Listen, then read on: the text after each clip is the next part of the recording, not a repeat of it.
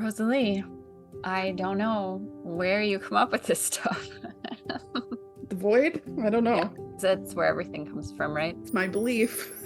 In this episode, we share with you the magic of the framework of who you are. What makes you you is the thing that frames what's possible in your life. How you feel and what you want is because of who you are. In this episode, we go into detail of what that means for me and what it can mean for you. Welcome to the Plumb Podcast. I'm Rosalee.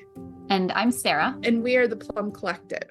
The starting point for this conversation is, on the surface, a session of Plumb Practice.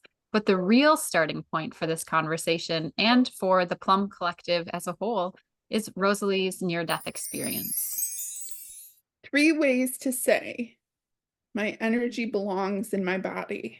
The framework for magic when we're alive. Show me where you are, where you belong. Leave her there. 3 ways to say the same thing.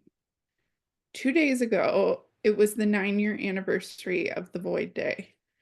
I didn't die 9 years ago. Well, for long anyway. I didn't stay dead. I had more to do. Something important. Plumb. I knew it immediately, and I knew I was at a distance from it in that moment.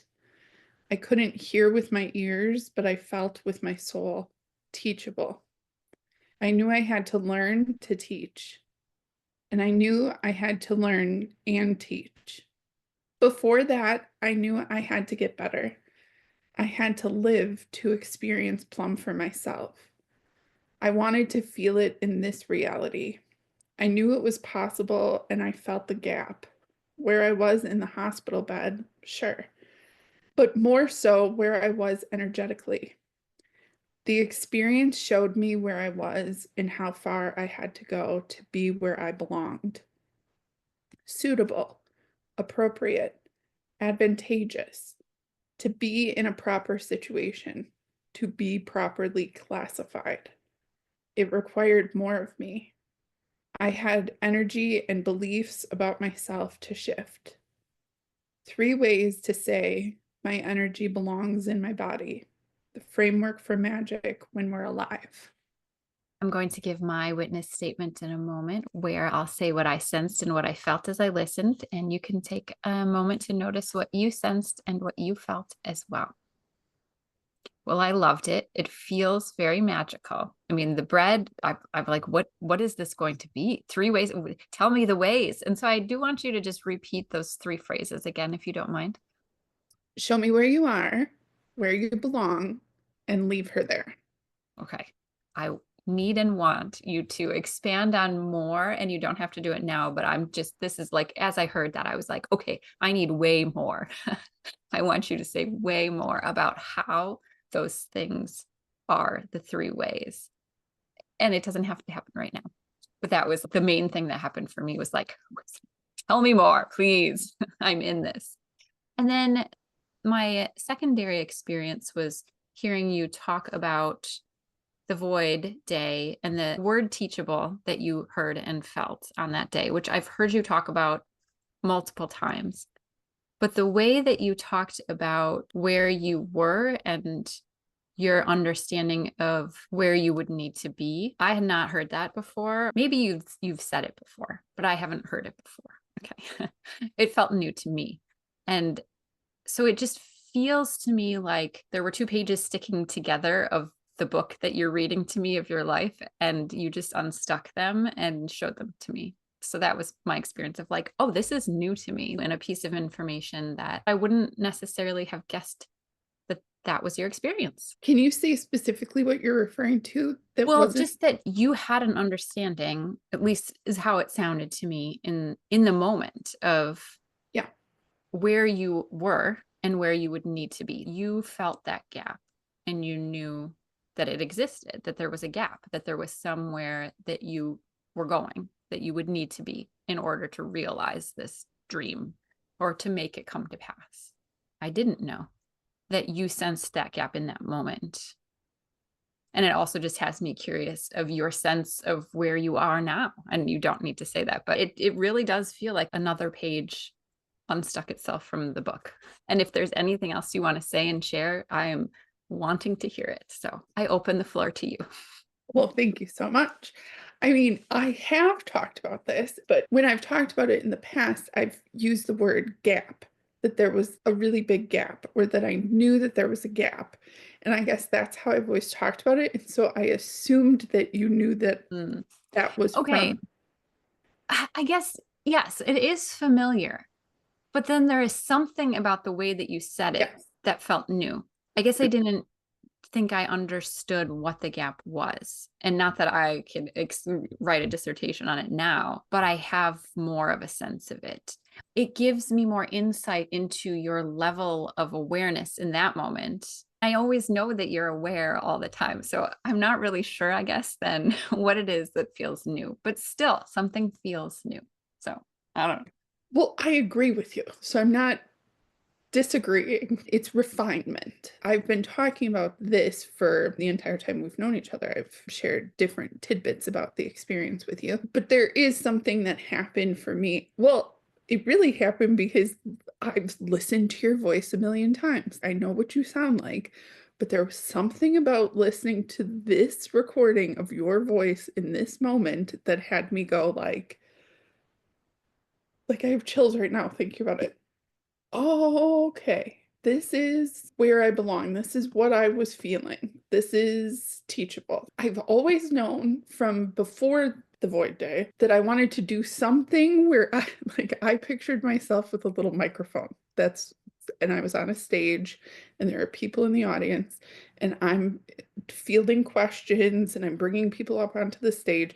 That has been in my being since I was 5 years old, where I'm interviewing people and I'm hosting and I'm talking about all kinds of different topics, and I could feel it and sense it my whole life, as far back of memories as I have.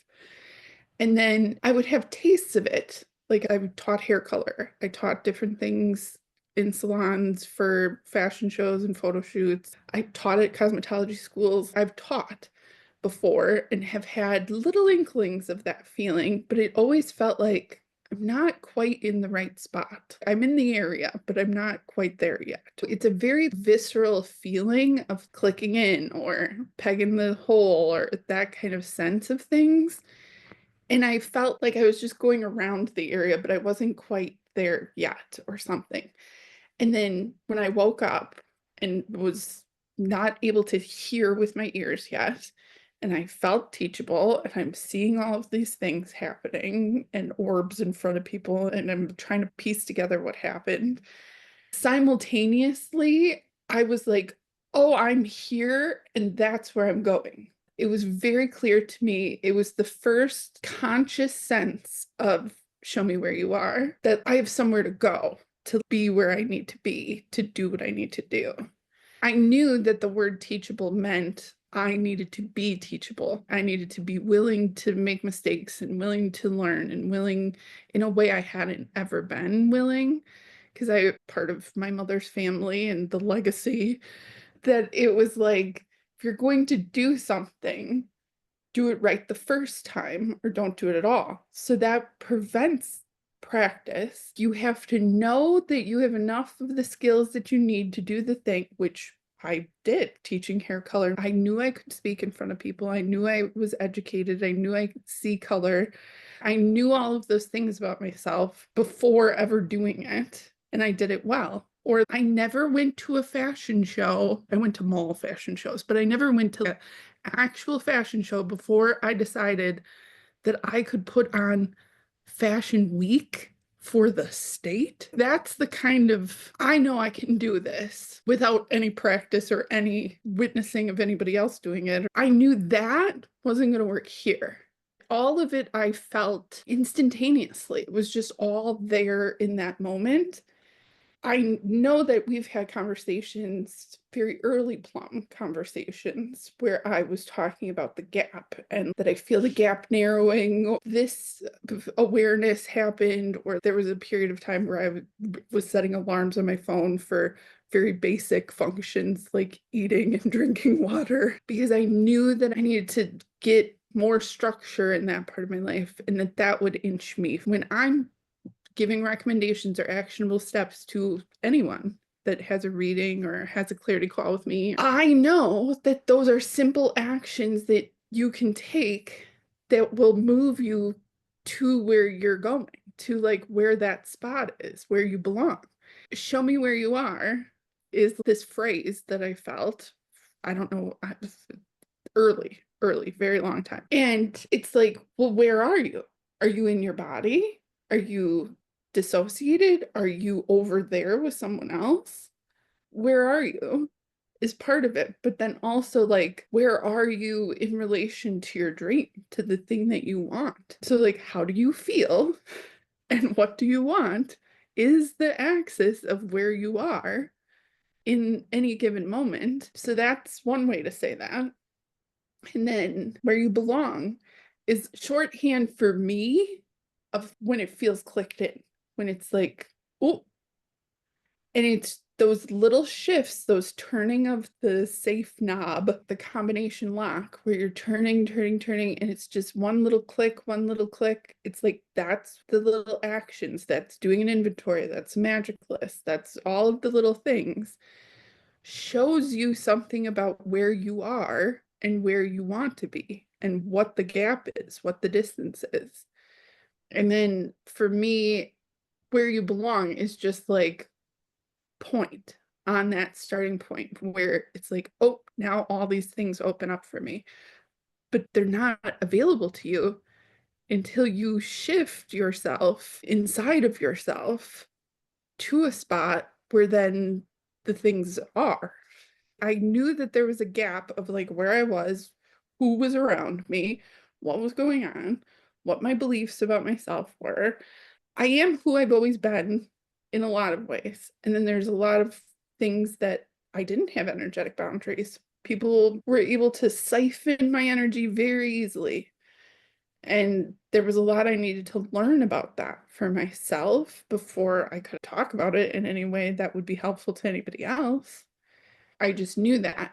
And then the last writing that I did must have been the first session of On the Line Again, where I wrote, leave her there. That's my specific way to say, show me where you are. A lot of my marbles, my energy was over there. I don't know that this is true, but it has felt like that's like the last gathering of something that I needed to do to close the gap finally. I do feel like last night when we were finishing the podcast for today, and then today, I felt like, okay, I think this is it. I jokingly said this to Sarah last night, but like, this was the prophecy. This was what I felt. This is where I thought I would be when it would happen. Hearing your voice and feeling this, like I knew I would have a partner in this. I didn't know who that would be. I always felt that was a duo. And so hearing your voice and just how perfect it is for a meditation, a visualization, and how early I said that to you, that I saw you recording meditations. I'm feeling this like all these pieces kind of coming together, and the little sliver that felt like there was a little bit of something there feels like it's closed. Well, that's very exciting. Now I'm trying to like pinpoint why I felt the way that I felt. I don't know if I can identify what exactly was new about it. There's something new about it, and there's something always about it. I could feel that too. Mm-hmm. So I don't know. I feel very excited for you and for us, and proud of you and grateful and so curious what's going to happen next. Me too. Thank you. I'm curious too. I feel like maybe, and I could be wrong, but my sense was maybe that was new was that I knew I had to learn to teach, and I knew I needed to learn and teach. Mm. Is maybe what feels new. I needed to learn, I needed to be teachable to be able to teach. I knew that. I needed to be able to make mistakes, and I needed to practice, and I needed to transform my generational beliefs, which that's really what it is. And it was going to be consistent that I would always be learning because I'm a curious person and I enjoy knowledge and just thinking and feeling and whatever. There's something about that to me is where I felt it for myself of like, oh, I'm really saying this clearly. Yeah. Not that you haven't said it clearly in the past, Yeah. but this feels very like all at once. And I think maybe I have heard you telling your story spread out. And I think Yeah. maybe that's why I was not tracking or remembering or realizing, or I hadn't put it together. What you're saying about you knew where you were and where you needed to be. Like, yeah, you have said that before, but it's all together in this tiny little writing. And I feel like I get it in a way that I didn't before. And so when you're talking about show me where you are, which is this phrase that we've talked about forever, I'm like, oh, and where you want to be and all the pieces clicking in, which again, I've heard you talk about all, but all at once and in this context and in the context of your life, I just am like, Yeah. oh, and it's the whole thing the whole time. And so part of me is like, well, where have I been? I've been right here. It's just, oh, okay. The whole time. And I'm like, yes, the whole time. I don't know. So But you know what? I think this happens to us all the time though. But this is the root of it, that I mm, knew it in that moment. I felt it then. yeah. So when I'm saying I follow the feeling, I'm following this particular feeling Mm, of where I needed to go. It's not actually directional, but it felt like that. That's the easiest way I can sort of describe it. I knew I was pinpoint this one spot and that where I was going was way far from where I was. I knew I would go a little bit and go back and do that. And I was like going, and then I went over here and then and I was navigating. And I would say things like, I'm out here with my machete and I'm carving a path. mm, I was finding my way to this spot that I felt in that moment, but I didn't know exactly where it was. I've just been feeling it out till it feels right, till it feels like, oh, here. And so I think you're right that when I've told these different stories, let's just go specifically the story of that night. I'm sure the traumatic, dramatic, horrible parts of it were at the top for you, or when you heard me talk about it, you weren't maybe really catching my experience in that moment because you were yeah. having an experience of like, oh my God, oh, that's terrible, or however you were feeling, or maybe feeling sorry or sad for me or scared. But this didn't have any of that. Yeah. It just was my experience. All of the details along the way, like you saying, I have my machete out, would have been in relation to something really specific. Yeah.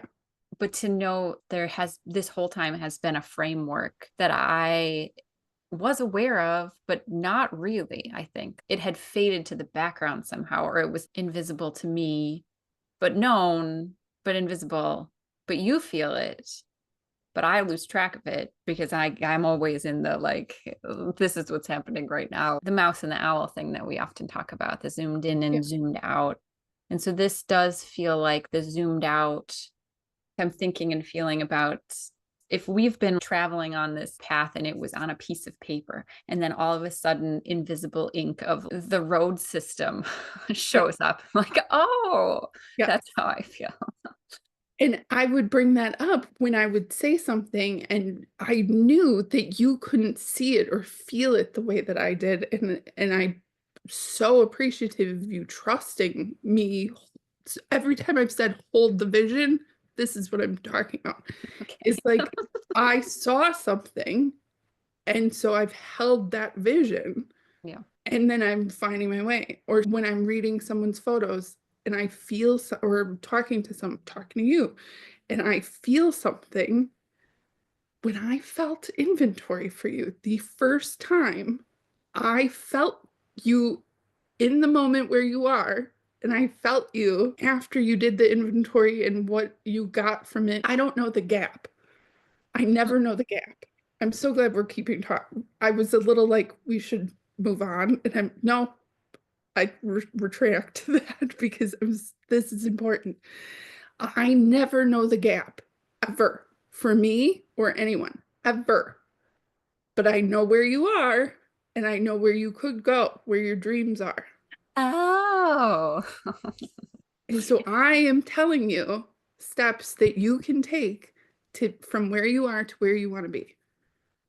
yeah, that's very important to be articulating. This writing is very important. It sounds to me, or it feels to me like you're getting more clarity about it. You've always known it, but you're saying it in a different way or in a really specific way.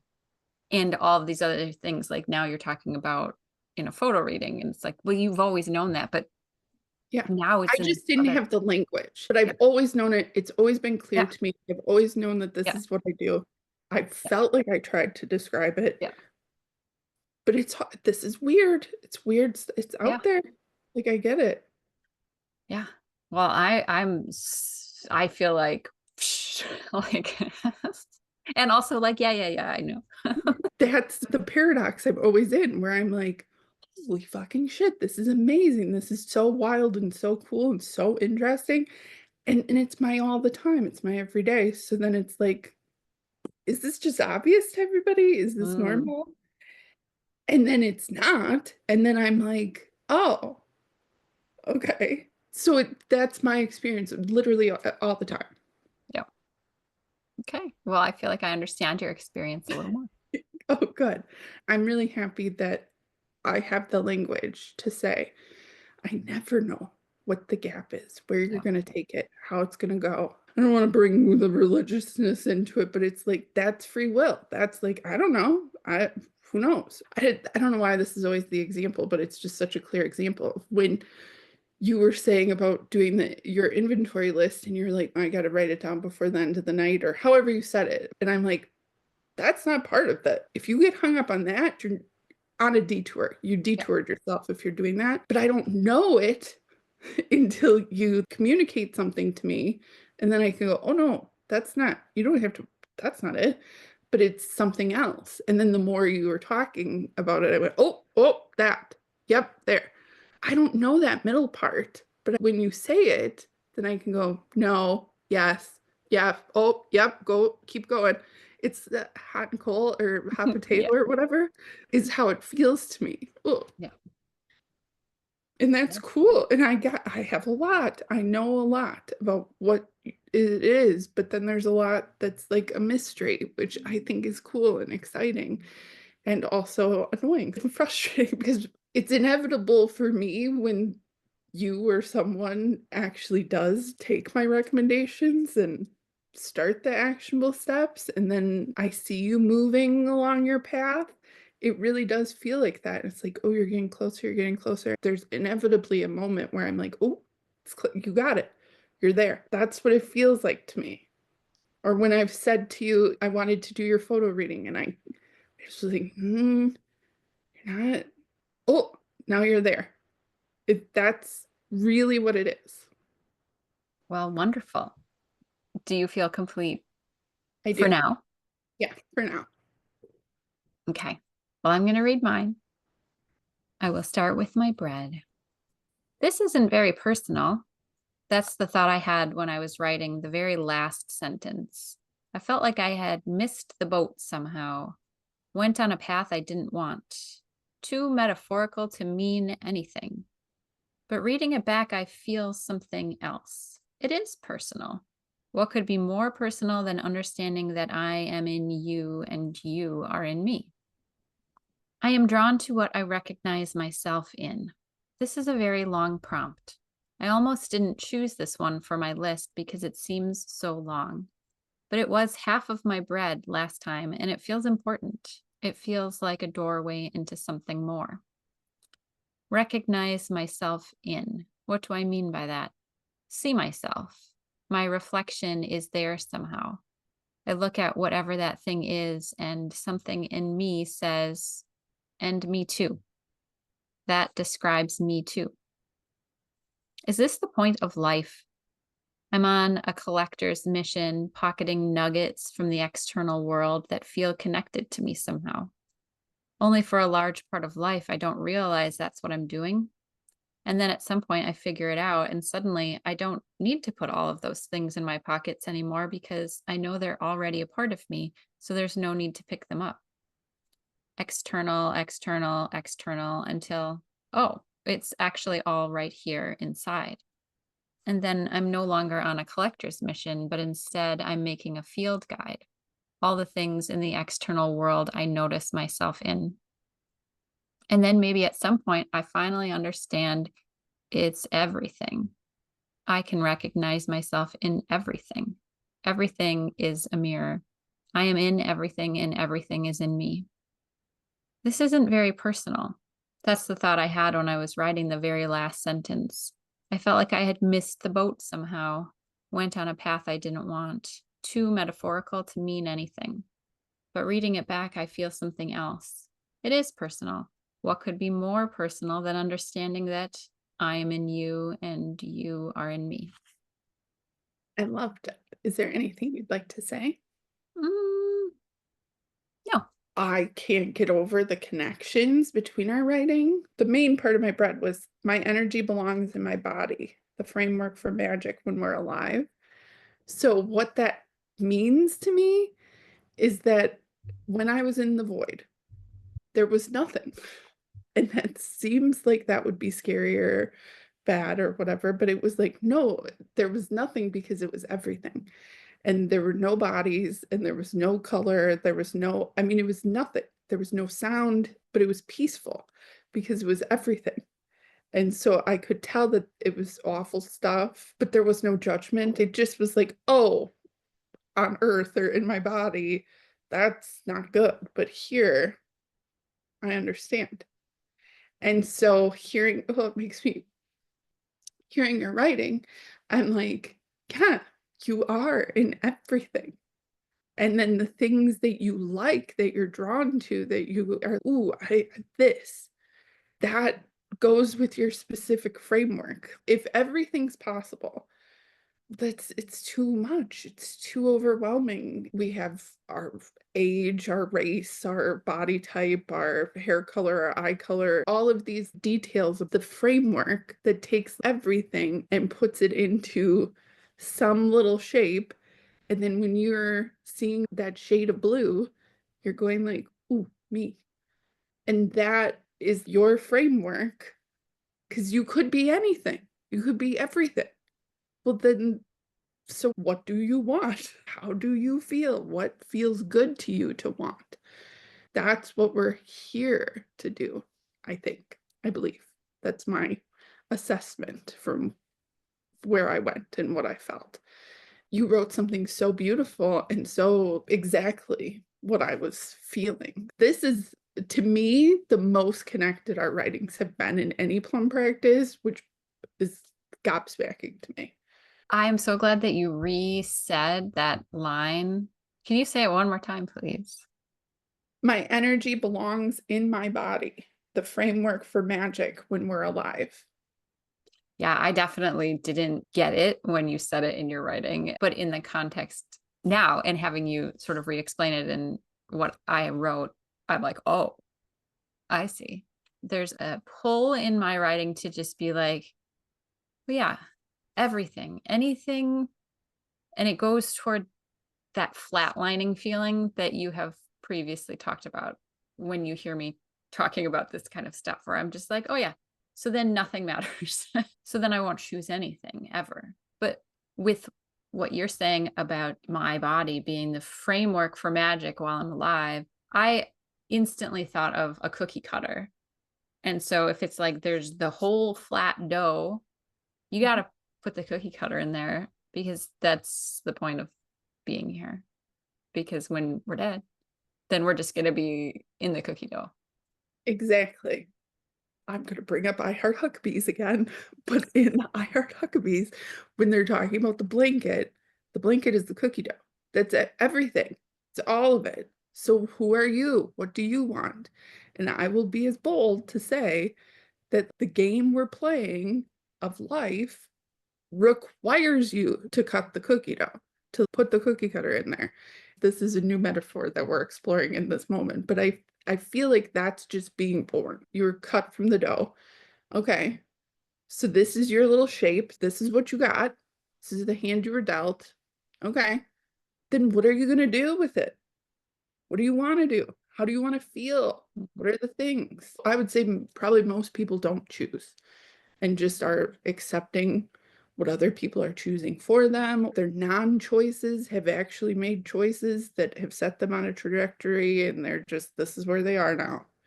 So there isn't like a conscious, where am I? It's just like, well, this is just life. That's just, this is, so I think seeing it from like right here. And I'm going, lift your head up. Look, if it's everything, what's a color you don't like? That one shade of orange that was in that. Okay. So when you're saying the thing of like, okay, well, if it's everything, then why choose anything? Well, how do you feel when you see that shade of blue? How do you feel when you see that orange? Choose. Okay. And it doesn't mean anything. It means what you make it mean. I want to have fun. I say it all the time. I want to have fun. I want to feel good. I want to enjoy myself. So my choices are going to align with that. Part of me telling the truth is I don't want to be different for different people and whatever, because it doesn't feel good to me. It's incongruent with this shape. This body doesn't like what it feels like to lie. Ugh, it's gross to me. Well, I don't want that experience. So I'm just not going to do that. And then I could make that mean I'm a truth teller and I'm this and I'm better than everybody and I am so great and I don't, because it doesn't mean that to me. I literally tell the truth because it feels good in my body to tell the truth. It just feels good. Blue and orange, which are opposites on the color wheel, which I think is fabulous too. I think a lot of people choose orange because I've historically chose orange. Everybody in my family chooses orange. A good person chooses orange. And then they go like in their life. But that noise is just so constant and common that they don't even realize that that's the frequency that they're in, when it could be just, I don't like that. And it doesn't have to mean that I'm a bad person or that I'm not following my family's, what all, and I'm a disappointment and I'm this and I'm that. It can just be like, no, that's not my choice for my life. So I'm going to choose things that feel good to me. Okay. I feel like I've talked a lot this session. Is there anything else you want to say, or how are you feeling? I just feel like you've been on fire, my friend. I just feel like I was sitting here with my mouth open, being like, oh, I'm understanding some things, but also feeling like it's maybe just a little outside my hands. It's very simple. And yet, the experience that I had of hearing you read the line about the framework, the body, the magic, I was like, yeah, that's something. And then to now understand it, it's kind of a weird experience to hear it and be like, yep, okay, yep, cool. And then to understand it and be like, oh, that's my experience of this whole session. And that I also know that there's always more. There's always more. Yeah. So I don't know. I'm starting to feel like now I'm speechless. I love how connected our writing. Yeah. I don't think I fully understand how connected they were. Yeah. I'm pretty sure, but I also hear that you really do. And I always believe you when you say how you feel. So I believe you. And I'm just like, huh, okay. Now what?